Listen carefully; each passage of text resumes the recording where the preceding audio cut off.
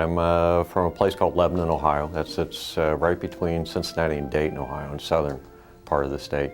Grew up there, a very small town. Developed a appreciation of service to country in a small town like that. Every Flag Day, every 4th of July, Veterans Day, there was always a parade in town. They always hung the flag on all the parking meters and so forth. I was quite impressed with that as a child. Most of my family had a history in the Army, and I just kind of followed that history and went to the United States Army. Assigned to the very same unit his father had fought with in World War II, Specialist 4th Class Gordon Roberts spent the earliest days of his Vietnam service embroiled in the bloody battle for Hamburger Hill. The 10-day struggle tested the young rifleman's mettle, but his fiercest challenge would come 2 months later, in July of 1969, when his unit was sent into the A Shau Valley to rescue another company trapped and overwhelmed by a superior NVA force. July 11th for us wasn't a great deal different than any other day. We'd spent from Hamburger Hill the early part of May all the way through the first part of July in kind of a running gun battle with 2 regiments that have been up there working in that particular area. Very early in the morning on the 11th of July, we'd made some initial contact with a small enemy force, was able to dispatch them fairly quickly. Simultaneously, we could hear another unit very heavily engaged. I'd have to estimate, but I would assume 5 to 10 clicks away.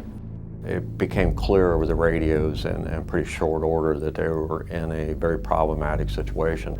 In essence, Delta Company, which was our sister company, had become heavily engaged. We're surrounded and very much in danger of being overwhelmed. 1 platoon of my company was selected to go over and get air assaulted into a small opening very close to their particular position. We had a system which we were trained with on how to tighten Swiss seats and repel right off the helicopter from about 50 feet. Once my squad then got down on the ground, we secured that area so that the remaining helicopters could come on in, air land, disperse those troops, get online then and start moving out to assist the other company.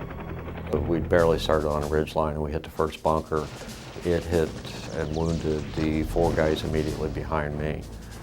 While they were trying to evacuate them out, I just simply moved to eliminate that first bunker. There were 2 people in that bunker, and once I was able to eliminate him, I was able to get right up on the bunker and secure it.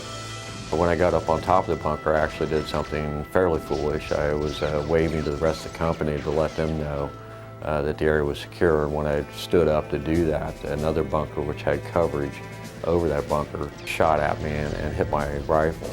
When it hit my rifle, it hit right above the magazine port and eliminated it. So I had to pick up another weapon that was there, which was actually one of the NVA AK-47s that was conveniently there. As I continued on up, I had no idea how much ammunition was in that rifle, and I was going to be limited in terms of what I could use. I had 7 or 8 grenades on me at the time, and so I simply started using those. And the next bunker was able to eliminate that way and continued on. Now completely cut off from his platoon, Roberts fought his way through a hail of enemy fire to the pinned-down company his unit had been trying to rescue. Although continually exposed to hostile fire, he worked to establish a secure perimeter, moving wounded GIs from exposed positions to a safe evacuation area before returning to his unit. Almost a year and a half after the action, Roberts was on leave from his post with the cavalry unit in Fort Meade, Maryland, when he was informed that he would receive the Medal of Honor. I was just 20 years old at the time. It was overwhelming, probably beyond what I can fully appreciate even today. Just so much pride personally in what was going on. You know, you're 20 years of age and you're being invited to the White House, your entire family's being flown in.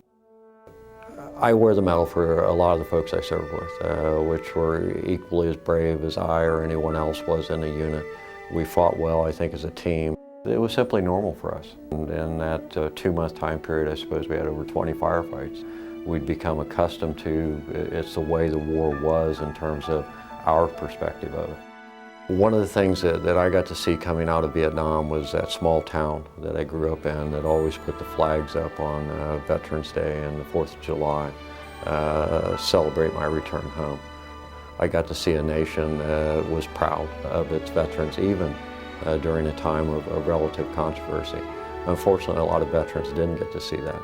That's why I think the Medal of Honor Society's mission of educating the country on what the Medal of Honor means, who its recipients were, the kind of character and commitment that they had to their country is such an important mission.